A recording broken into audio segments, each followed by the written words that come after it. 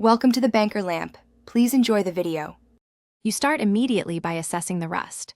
Light surface rust cleans differently than deep pitting. Put on gloves, set the griddle over a sink or protected work area, and sprinkle coarse salt across the surface.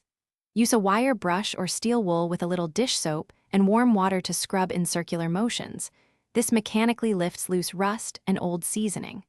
Once the majority of flaky rust is removed, rinse thoroughly and dry with a towel to prevent flash rusting. Then move to deeper cleaning.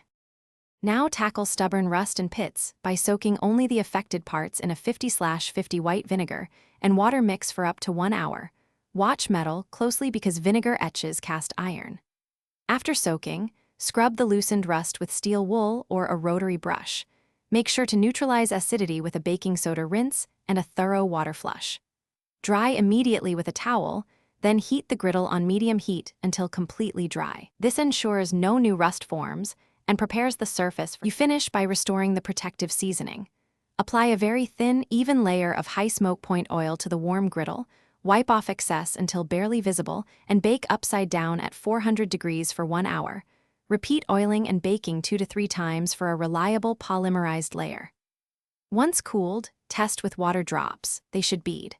If the surface still feels rough or pitted, sand lightly with fine grit paper, then reseason. Troubleshooting tip: if rust returns, increase drying time and store dry. Moisture is always the root cause.